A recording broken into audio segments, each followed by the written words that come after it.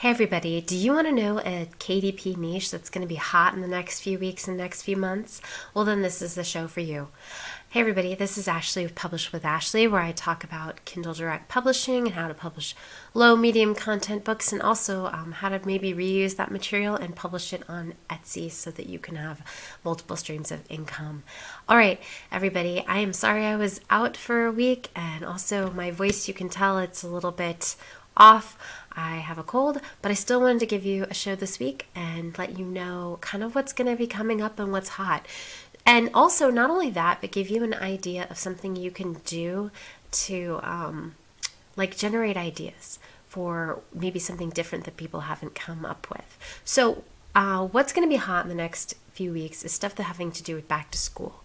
So as you can see, I'm on the children's school issues, and you can see that a lot of this stuff, 76 in the bookstore, like this whole first page, I think the highest rank is like 1,000 in the bookstore. And this is all stuff about kids' books. And I know you're thinking, oh, well, I don't want to necessarily do a picture book, but there's so many things in the school realm you can do. There's school planners, there's teacher planners, there's just so much. But what I wanted to kind of point out, besides just looking into the school niche, which I would look in, children's books, anything with school, friendship, social skills, school life, growing up, first day of school, emotions, feelings. What I wanted to point to your attention is something, my daughter actually has this book.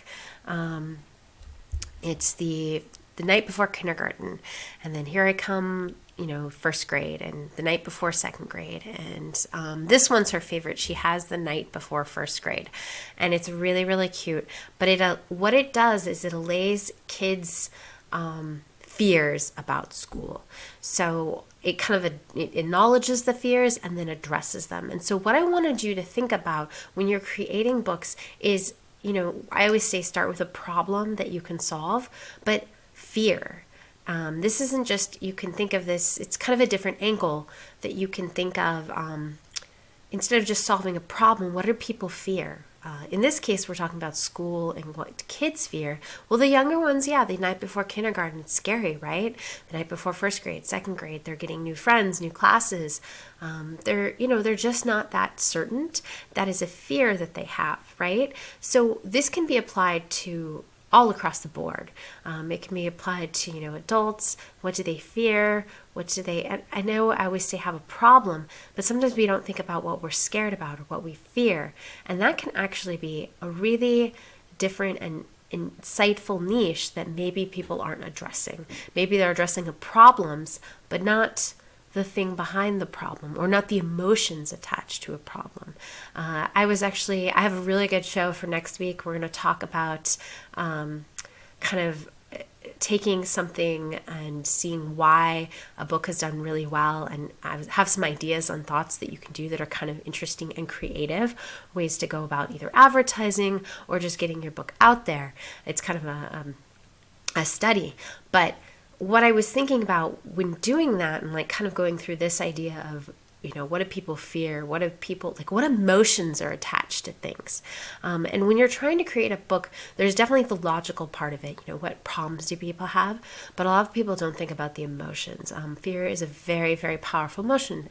In this case, addressing a child's fear going before school, like the First Day Jitters, this number 3 book, a letter from your teacher, right? That the first day of school, kids are worried about what their teachers are going to think of them. Are their teachers scary? Are their teachers nice? Are the kids nice?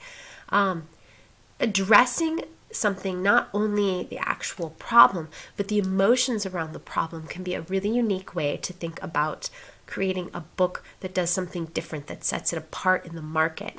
So when you're creating things, I want you to not only, if you're going to do something with school, niche, school's a great one.